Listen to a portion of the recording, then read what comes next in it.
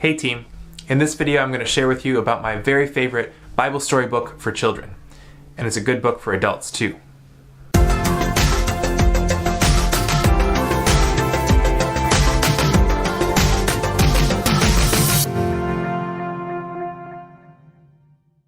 Our family has tried our fair share of Bible storybooks over the years. We have purchased a number of them. We have been given lots of them. In fact, we have a whole bookshelf that's just full of picture books for children that are full of Bible stories. Some of them are really good. Some of them are not so good. Some of them even sort of gloss over important things like the resurrection and Easter and the crucifixion, or they jump to the resurrection without first going through the crucifixion. Today, I want to share with you my very favorite of all of these Bible storybooks. In fact, I'm going to go out on a limb and say if I could only choose one Bible storybook to share with my children at all, this would be it. And that is this one. The Jesus Storybook Bible by Sally Lloyd-Jones. This has been out on the market for a lot of years, but it still remains, in my opinion, the very best of all of them. And there's a couple reasons why. The first reason is that it includes Jesus in every story of the Bible, whether it's an Old Testament story or a New Testament story.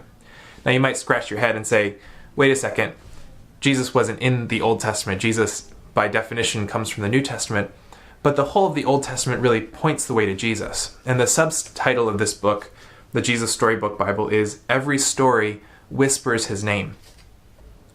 And so in every Old Testament story, there is an end to the story, and it will point to Jesus in some way. It won't say his name necessarily, but there's a sense through the whole Old Testament that it's building towards something, towards what Sally Lloyd-Jones calls the rescuer, her name for Jesus in the Old Testament. And this is embedded from the very, very beginning of the book. Just this morning I was reading to my daughter Lydia from the story of the fall, and at the very end of the fall it says, and this is where most stories would end. But then it goes on to another page and says, but God promised that he would himself come into the world to take the burden of this sin upon himself. So that's one reason I love it. It shows Jesus throughout the whole of the Old Testament, which I think is a very important concept, not just for children, but for adults as well. A second reason I love it is it's beautifully written in a way that captures the heart. These aren't wooden Bible stories. They are retold in a vibrant and wonderful way that are reminiscent of your very favorite storybook. The difference is this one is very clear that these are true stories, that these are real stories of the history of God's love for his people. A third reason I love this book is the way that she talks about God's love for his people. There's a particular way that Sally Lloyd-Jones uses to describe God's love, and it's repeated almost like a refrain through many of the stories, both in the Old Testament and the New Testament. And here's what she says. She talks about God who loves us with a never-stopping, never giving up, unbreaking, always and forever love. What a beautiful way to think about God's love for us. It's an unbreaking love. It's a forever love. God is always right there for us. He's always waiting for us. He's always ready for us to return to him. He's always holding his arms out to us with an open embrace. And I love the way that love is shown to children even at the youngest age through a book like this. But it's not just for children. I think this book is a great resource for adults as well. When you read these stories, it brings the Bible to life in a new way. And it brings really good theology on top of the Bible readings. And so even today, I love reading these stories to my children because I get something out of them just as much as my kids do.